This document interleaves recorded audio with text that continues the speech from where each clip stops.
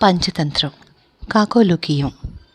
రక్తాక్షి వడ్రంగి కథ చెప్పి, మిత్రులారా, ఈ కాకి మాటలు విని మోసపోవద్దు. ఈ కాకి ఎప్పటికీ మన శత్రువేనని మీ వంటి బుద్ధిమంతులు గ్రహించగలరు అన్నది.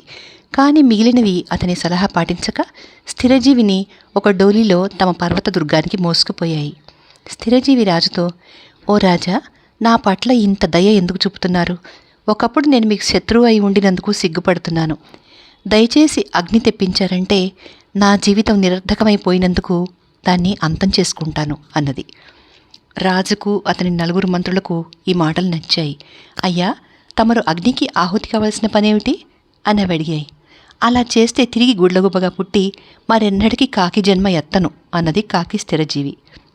కాకి ధోరణి నచ్చని రక్తాక్షి, నువ్వు గుడ్లగుబ్బగా పుట్టినా కాకుల పక్షమే ఉంటావు, వెనకటికి ఎలుక కన్య చివరకు ఎలుకే అయినట్టుగా అన్నది. ఏమిటా కథ అని స్థిరజీవి అడగ్గా రక్తాక్షి ఇలా చెప్పింది. హిమాలయ శిలల నుండి దూకుతూ నురగలు కక్కుతూ గంగానది ప్రవహించే చోట ఒక ఆశ్రమం ఉండేది. ఆ ఆశ్రమంలో అనేక మంది ఋషులు తపస్సు చేసుకునేవారు. యజ్ఞవల్క్యుడు అనే ఋషి ఆశ్రమానికి పెద్ద. ఒకనాడు ఆయన నదిలో స్నానం చేసి తిరిగి పోతుండగా ఒక గద్ద ఒక ఆడ ఎలుక పిల్లను ఆయన మీద పడవేసింది. దయగల ఆ ఋషి ఆ ఎలుక పిల్లను తన తపశ్శక్తితో మనిషి పిల్లగా మార్చి ఆశ్రమానికి తీసుకుపోయి గొడ్రాలైన తన భార్యతో, ఓసి, ఈ పిల్ల నీ గర్భవాసాన్నే పుట్టినట్టుగా శ్రద్ధగా పెంచు అని చెప్పాడు. ఆమె అదేవిధంగా ఆ పిల్లని ఎంతో శ్రద్ధగాను ప్రేమగాను పెంచి పెద్ద చేసింది. పిల్లకు 12 ఏళ్ళు నిండాయి. యజ్ఞవల్క్యుడితో అతని భార్య, స్వామి, ఎందుకు తాత్సారం చేస్తున్నారు? మీ కుమార్తెకు యుక్త వయసు వచ్చింది, పెళ్లి చేయాలి అన్నది. అవును, ఆ మాట నిజమే. శాస్త్ర ప్రకారం దానికి వివాహయోగ్యమైన వయసు వచ్చింది. సంగీతం పాడుతుంది, వంట చేస్తుంది, బాగా చదువుకున్నది. అందుచేత అమ్మాయి సరైన పక్షంలో సూర్యుడిని ఆహ్వానించి అతనికి పిల్లనిస్తాను అన్నాడు యజ్ఞవల్క్యుడు. తప్పే, అలాగే చేయండి అన్నది భార్య. ఋషి సూర్యుడికి కబురు పంపాడు. సూర్యుడు వచ్చి, మహాత్మా, ఎందుకు నన్ను రమ్మన్నారు అని అడిగాడు. ఋషి సూర్యుడితో, ఇది నా కుమార్తె, దయచేసి దాని వివాహమాడు అని కుమార్తె కేసి తిరిగి, అమ్మా, ముల్లోకాలను ప్రకాశవంతం చేసే ఈ దేవుణ్ణి పెళ్లాడడం గురించి నీ అభిప్రాయం ఏమిటి అని అడిగాడు. ఈయన మరీ వేడిగా ఉన్నాడు, ఇంతకన్నా గొప్ప సంబంధం ఉంటే చూడు అన్నది కూతురు. ఋషి సూర్యుణ్ణి, నీకన్నా గొప్పవాడెవరు అని అడిగాడు. నాకన్నా మబ్బు గొప్పది, అది నన్ను పూర్తిగా కప్పేసి నా జాడ ఎవరికీ కనపడకుండా చేయగలదు అన్నాడు సూర్యుడు. ఋషి మబ్బును పిలిపించి తన కుమార్తెను, అమ్మా, నిన్ను ఈ శక్తిమంతుడికిచ్చి పెళ్లి చేయనా అన్నాడు. ఇతను నల్లగాను తేమగాను ఉన్నాడు, ఇతని కన్నా గొప్పవాడెవరో ఇతన్ని అడిగి తెలుసుకుని దాన్ని అతనికిచ్చి పెళ్లి చేయి అన్నది కూతురు. నీకన్నా గొప్పవాళ్ళెవరన్నా ఉన్నారా అని ఋషి మబ్బును అడిగాడు. ఉన్నారు, గాలి నాకన్నా గొప్పవాడు, గాలి నన్ను అటు ఇటు నెట్టగలడు అన్నాడు మబ్బు. ఋషి గాలికి కబురు పెట్టి, అమ్మా, నిన్ను ఇతనికిచ్చి పెళ్లి చేయనా అన్నాడు. నాన్న, ఇతను చెంచలుడు, ఆధారపడ తగనివాడు, ఇంతకన్నా శక్తిమంతుడిని చూడు అన్నది కూతురు. నీకన్నా గొప్పవాడెవడన్నా ఉన్నాడా అని ఋషి గాలిని అడిగాడు. పర్వతం నాకన్నా చాలా బలమైనది, దాన్ని కదిలించడం నాకు సాధ్యం కాలేదు అన్నది గాలి.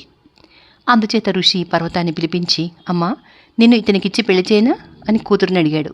నాన్న, ఇతని అంతస్సు పాషాణం, నా అందానికి ఇతను చెలించడు, నన్ను మరెవరికైనా ఇయ్యి అన్నది కూతురు. నీకన్నా శక్తిమంతుడెవరు అని ఋషి పర్వతాన్ని అడిగాడు. నాలో బొరియలు పెట్టే ఎలుక నాకన్నా బలమైనది అన్నది పర్వతం. ఋషి ఎలుకను పిలిపించి, అమ్మా, ఇతను చేసుకుంటావా అని అడిగాడు. ఆమెలో సజాతి అభిమానం పెళ్ళుబికింది. ఆమె సిగ్గుపడుతూ, నాన్న, నన్ను ఎలుకగా మార్చి ఇతనికిచ్చి పెళ్లి చేయి అన్నది. ఋషి ఆమెను ఎలుకగా మార్చి వివాహం చేశాడు. రాజుకు 4 మంత్రులకు స్థిరజీవి మీద గురి కుదిరింది. అందుచేత అవి రక్తాక్షి వద్దనడం పాటించకుండా స్థిరజీవిని తమ గుహకు తీసుకుపోయాయి. దారిలో స్థిరజీవి, రక్తాక్షి ఒక్కడే నా రహస్యం గ్రహించినవాడు, మిగిలిన వాళ్లకు రోజులు బాగలేక అవి రక్తాక్షి సలహాను తోసిపుచ్చాయి అనుకున్నది. వాళ్ళు కొండగుహ చేరుకున్న తర్వాత అరిమర్దనం, స్థిరజీవి మన మేలు కోరినవాడు, అతనికి కోటలో కోరిన ప్రదేశం ఇవ్వండి అన్నది.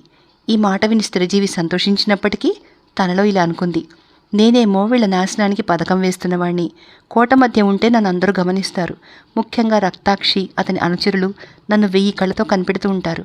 అంతకన్నా కోట ద్వారం వద్ద ఉన్నట్టయితే తొందర పనుల మీద కోట లోపలికి బయటికి వెళ్ళేవారు నన్ను శ్రద్ధగా గమనించరు, నా పథకం పారుతుంది. ఇలా అనుకుని అది అరిమర్దనంతో, మహారాజా, మీది దొడ్డ బుద్ధి. నాకు మీ కోట ద్వారం లోపల చోటు ఇవ్వండి. నేను రోజు వచ్చి తమ దర్శనం చేసుకుని నా విధి నిర్వర్తిస్తాను అన్నది. అరిమర్దనం స్థిరజీవి నమ్రత చూసి ఎంతో సంతోషించి దాని కోరికకు సమ్మతించింది. స్థిరజీవి తిరిగి పుంజుకోగలందుకు దానికి ప్రత్యేకమైన ఆహారం ఏర్పాటైంది. అది త్వరలోనే నెమలి బలానికి సమమైన బలం సంపాదించింది. తన సలహా నిరాకరించబడము, స్థిరజీవిని అందలం ఎక్కించడము చూసి రక్తాక్షి రాజుతో, ప్రభు, బంగారు రెట్ట వేసే పక్షిని విడిపించిన రాజు, అతని మంత్రులులాగానే మీరు చాలా అవివేకంగా ప్రవర్తిస్తున్నారు అన్నది. ఏమిటా కథ అని అడిగాడు రాజు. రక్తాక్షి ఆ కథ ఇలా చెప్పింది. ఒకప్పుడు ఒక కొండచర్యలో ఒక పక్షి నివసించేది. అది బంగారు రెట్టలు వేసేది. ఒక వేటగాడు ఈ వింత చూసి చాలా ఆశ్చర్యపోయాడు. వాడు దాన్ని ఉచ్చువేసి పట్టుకుని అది తన వద్దనే ఉన్నట్టయితే రాజుకు తెలిసి తనకు శిక్ష పడుతుందని భయపడి దాని రాజు వద్దకు తీసుకుపోయి, మహారాజా, దీని రెట్ట మేలిమి బంగారం, నేను దీన్ని తమకు కానుకగా తెచ్చాను అన్నాడు. రాజు మంత్రులతో, ఏం ఆశ్చర్యం, ఇదేమిటో చూద్దామా అన్నాడు. మహారాజా, పక్షి ఏమిటి, బంగారు రెట్ట వేయటం ఏమిటి, ఎక్కడైనా కద్దా, ఇంత పచ్చి అబద్ధం చెప్పే ఈ పామరుడి మాటలు తమరు ఎలా నమ్మారు అని మంత్రులు రాజుకి చెప్పారు. రాజు తన మంత్రుల మాటలు విని ఆ పక్షిని విడిచిపెట్టాడు. అరిమర్దనము అతని మంత్రులు ఈ కథ విని కూడా తమ అభిప్రాయం మార్చుకోక స్థిరజీవి పట్ల మరింత ఆదరణ చూపుతూ వచ్చాయి. అప్పుడు రక్తాక్షి తన అనుచరులతో రహస్యంగా, ఈ రాజ్యం నాశనం కాబోతోంది. అవసాన కాలం దగ్గర పడింది. రాజును మంత్రులను కాపాడడం సాధ్యం కాదు. వాళ్లకు హితవు మాటలు రుచించలేదు. వ్యవధి ఉండగానే ఈ కోటను విడిచిపోదాం. శత్రువు నిజమైన మిత్రుడు కావడం ఎక్కడైనా ఉంటుందా? వెనకటికి ఒక గుహ మాట్లాడిందిట అన్నది. ఏమిటా కథ అని అనుచరులు అడిగిన మీదట రక్తాక్షి ఇలా చెప్పింది. ఒక మహారణ్యంలో ఖరనఖరం అనే సింహం ఉండేది. ఒకనాడు అది రోజుల్లా తిరిగినా తినడానికి ఏ జంతువు దొరకలేదు. సూర్యుడు అస్తమిస్తుండగా దానికి ఒక పెద్ద కొండ గుహ కనిపించింది. రాత్రికి తప్పక ఏదో ఒక మృగం ఇందులోకి వస్తుంది. అప్పుడు దాన్ని చంపి తింటాను అనుకుని సింహం ఆ గుహలోకి వెళ్ళి పడుకుంది. ఆ గుహలో ఒక నక్క ఉంటుంది. కొంతసేపటికి ఆ నక్క వచ్చి, ఓ గుహ, ఓ గుహ అని పిలిచింది. కొంతసేపు ఆగి నక్క మళ్ళీ పిలిచింది. జవాబు లేదు. నక్క గుహను మూడోసారి పిలిచి, నేను రాత్రి రాగానే నా పిలుపుకు సమాధానం ఇచ్చేటట్టు ఒప్పందం చేసుకున్నావు, మర్చావా? నువ్వు ఆ మాట నిలబెట్టుకోకపోతే అదే షరతు మీద నేను ఇంకో గుహ చూసుకుంటాను అన్నది. ఆ మాట విన్న సింహం తనలో, ఈ గుహ పిలిస్తే పలుకుతుందిలాగా ఉందే, నేను పలక్కపోతే నక్క వెళ్ళిపోతుంది, నేను తిండికి మాడాలి అనుకుని ఓయ్ అని జవాబిచ్చింది. దాని భయంకర గర్జన గుహలో మరింత భయంకరంగా మారుమోగింది.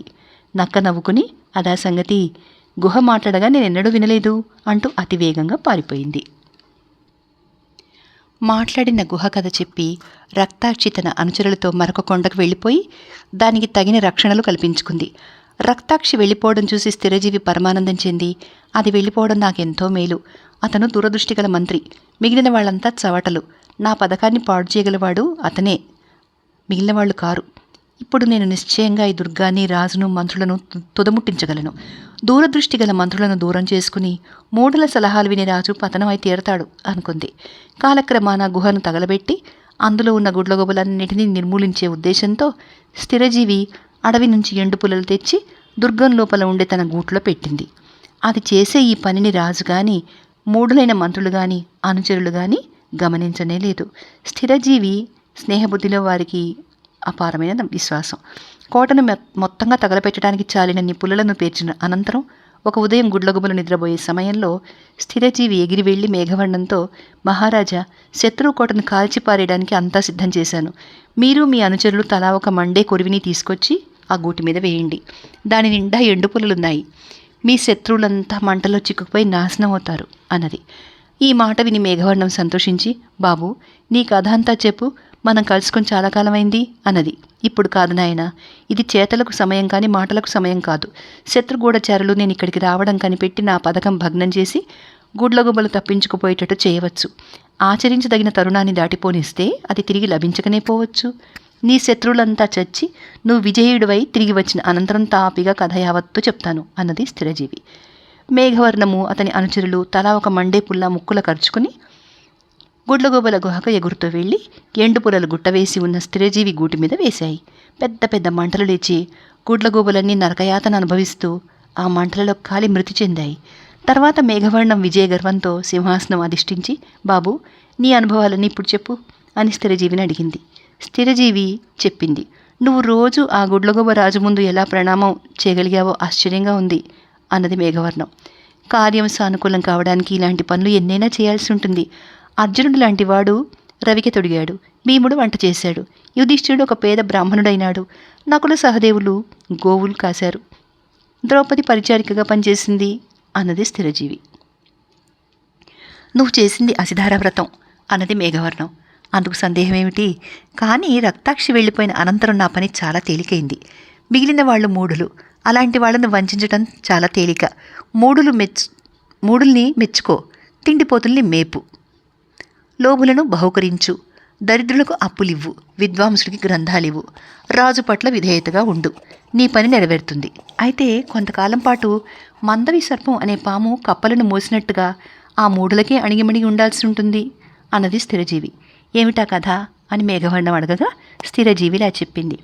మందవి సర్పం అనే పాము ముసలిదైపోయి ఎలా బతకాలా అని ఆలోచనలో పడి ఒక కప్పల మడుగు వద్దకు వెళ్ళి పుట్టెడు విచారంలో ఉన్నట్టు నటించింది. ఒక కప్ప నీటి అంచుకు వచ్చి, మామ, ఇవాళ వేటకపోలేదే అన్నది. బాబు, నా వంటి దౌర్భాగ్యుడికి తిండి ఆవ ఎలా ఉంటుంది? నిన్న రాత్రి తిండి కోసం బయలుదేరి ఒక కప్పను చూసి దాన్ని వడిసి పట్టపోయాను. అది ఎగిరి నీటి మడుగులో దూకింది. అక్కడ నీటి అంచున కొందరు బ్రాహ్మణులు మంత్రాలు చదువుతున్నారు. నేను ఒక బాలుడి కాలు చూసి దృష్టి సరిగా ఆనక కప్ప అనుకుని కరిచాను. ఆ బాలుడు వెంటనే మరణించాడు. అతని తండ్రి నన్ను శపించి, నీ జన్మంతా కప్పలను వీపు మీద మొయ్యి అన్నాడు. అందుచేత మిమ్మల్ని మోయడానికి వచ్చాను అన్నది పాము. ఈ వార్త కప్పలన్నింటికి తెలిసింది. అవి సవారీ చేయడానికి వచ్చాయి. ముందు పడగ దగ్గర కప్పరాజు, జాలపాదము, తర్వాత మంత్రులు, తక్కువ హోదా గల వాళ్ళు వరుసగా కూర్చున్నాయి. మందవి సర్పం కప్పలను మోస్తూ రకరకాల విన్యాసాలు చేసింది. కప్పలరాజు, గజారోహణము, బ్రహ్మరథము కూడా నాకు ఇంత ఆనందాన్ని ఇవ్వవు అన్నది. మర్నాడు పాము కప్పలను మోస్తూ చాలా మందంగా నడవసాగింది. అది చూసి జాలపాదం, ఇవాళ నువ్వు చురుగ్గా కదలడం లేదు, ఎందుచేత అని అడిగింది. ప్రభు, తిండి లేని కారణం చేత నీరసంగా ఉండి వీపు మీద బరువుతో నడవలేకుండా ఉన్నాను అన్నది పాము. దానికేముంది, కులం తక్కువ కప్పలను తిను అన్నది కప్పలరాజు. మందవి సర్పం సంతోషంతో, బ్రాహ్మణుడి శాపం కూడా ఇదే, మీలాంటి గొప్ప కులం కప్పలు ఏమి తినమంటే అది తినాలట అన్నది. అది మొదలు అది కప్పలను విడవకుండా తింటూ బలం పుంజుకుంది. కొంతకాలమైనాక మరొక పెద్ద పామోటుగా వచ్చి మందవి సర్పం కప్పలను మోస్తూ ఉండడం చూసి ఆశ్చర్యపడి, మిత్రమా, ఈ కప్పలు మనకు సహజమైన ఆహారం కదా, నువ్వు వాటిని నీ వీపు మీద ఎక్కించుకుని తిరగడం ఏమాత్రం భావ్యం కాదు అన్నది. నాకు తెలిసిలేవోయ్, నెయ్యి తాగి గుడ్డివాడైనట్టు నటించే బ్రాహ్మణుడిలాగా నేను కూడా సమయం కోసం వేచి ఉన్నాను అన్నది మందవి సర్పం. ఏమిటా కథ అని రెండో పాము అడిగిన మీదట మందవి సర్పం ఇలా అంది. పూర్వం యజ్ఞదత్తుడు అనే బ్రాహ్మణుడు ఉండేవాడు. అతని భార్య మంచిది కాదు. ఆమె నేతితో చేసిన మిఠాయిలు తీసుకుని తన ప్రియుడి వద్దకు పోతూ ఉండేది. ఒకరోజు అతను, ఏమే, ఈ మిఠాయిలు ఎందుకు చేస్తున్నావు, రోజు ఎక్కడికి పోతున్నావు అని భార్యను అడిగాడు. ఇక్కడికి దగ్గరలోనే దేవి ఆలయం ఉంది, రోజంతా ఉపవాసం ఉండి పరమాన్నము, మిఠాయి దేవికి నైవేద్యం పెట్టడానికి పోతున్నాను అన్నది భార్య. ఆ రోజు తాను ఆలయానికి వెళ్ళినట్టయితే రోజు అక్కడికే వెళుతుందని భర్త అనుకోగలటానికి ఆమె ఆలయానికి వెళ్ళి గుడిలో ప్రవేశించక పూర్వం స్నానం చేయడానికి కోనేటిలో దిగింది. ఆమె భర్త మరొక దారిన ఆలయం చేరి దేవి విగ్రహం వెనక దాక్కున్నాడు. త్వరలోనే అతని భార్య స్నానం ముగించి నైవేద్యంతో సహా గుడిలోకి వచ్చి దేవికి ధూప దీప అర్చన చేసి నమస్కరించి, తల్లి, నా భర్త గుడ్డివాడయ్యే మార్గం ఏమిటి అని ప్రార్థించింది. విగ్రహం చాటున ఉన్న బ్రాహ్మణుడు మారుగొంతుతో, రోజు అతనికి నేతి మిఠాయి తినిపించావంటే త్వరలోనే అతని కళ్ళు పోతాయి అన్నాడు. బ్రాహ్మణుడి భార్య రోజు తన భర్తకు నేతి మిఠాయి తినడానికి ఇచ్చేది. కొద్ది రోజులు గడవనిచ్చి అతను, నాకు కళ్ళు కనిపించట్లేదు అన్నాడు. ఆహా, దేవి మహిమ అనుకుంది భార్య. ఆమె ఈ వార్త తన ప్రియుడికి చెప్పి అతని తన ఇంటికి ఆహ్వానించింది. గుడ్డివాడుగా నటిస్తున్న బ్రాహ్మణుడు వాడి రాక గ్రహించినట్టే ఉండి అకస్మాత్తుగా వెనక నుంచి దుడ్డుకరతో వాడి తల పగలగొట్టి చంపేశాడు. తర్వాత అతను తన దుష్ట భార్య ముక్కు కోసేసి ఆమెను ఇంట్లో నుంచి వెళ్ళగొట్టాడు.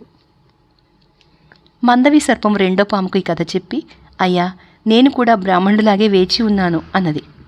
కాలక్రమాన మందవి సర్పం జాలపాదంతో సహా అన్ని కప్పలను మింగేసింది.